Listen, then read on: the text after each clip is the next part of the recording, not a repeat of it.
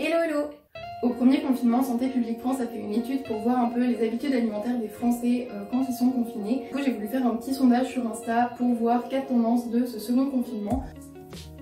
Donc déjà, on grignote plus, ou plutôt un Français sur 5 grignote plus, et c'est 3 sur 5 parmi mes abonnés, donc ou ils sont plus gourmands ou ils s'ennuient plus, et j'espère que c'est pas la deuxième option.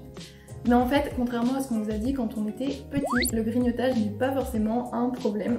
En fait, c'est pas un problème tant que ça change pas le total de nutriments et le total de calories qu'on va consommer dans la journée. Et donc c'est plus les aliments qu'on va grignoter qui vont définir si le grignotage est bon ou mauvais pour la santé. Par exemple, certaines études ont montré que le grignotage peut nous aider à réguler notre satiété si les aliments qu'on choisit sont riches en fibres et en protéines. Donc en fait ce que je vous conseille si vous faites partie de ces Français qui grignotent plus pendant le confinement, c'est simplement de faire des meilleurs choix. Évidemment il y a les fruits et légumes par exemple, et en ce moment c'est la saison par exemple des poires et des clémentines qui font partie de mes fruits préférés et qui sont riches en fibres et en vitamine C, donc c'est vraiment pas mal. Et sinon moi ce que j'adore faire c'est du popcorn. Ah c'est chaud! Ça prend 2 secondes à faire si vous voulez voir comment je le fais, donc sans matière grasse, enfin vraiment sans rien en fait, juste avec du maïs. Vous pouvez le retrouver dans cette vidéo et en fait c'est volumineux, c'est faible en calories et c'est riche en fibres. Et je sais que souvent quand on a envie de grignoter c'est aussi pour avoir quelque chose de sucré ou du chocolat, ce genre de choses. Et dans ce cas, en fait il vaut mieux faire du fait maison, ce sera toujours mieux que des produits industriels ou transformés avec des additifs etc. Donc dans ces cas-là, privilégiez le fait maison. Ensuite, un Français sur 2 a une activité physique moindre et c'est à peu près pareil parmi mes abonnés. J'ai pas le temps.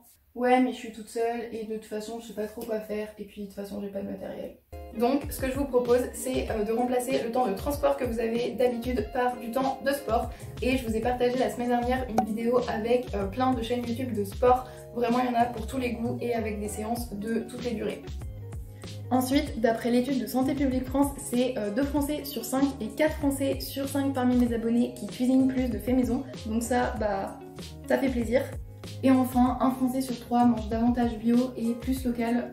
Donc ça veut quand même dire que les Français font plus attention à leur choix alimentaire et leur santé. Et je sais pas encore exactement quand elle va sortir, mais je prépare une vidéo pour vous donner des conseils sur les choix pendant les courses alimentaires.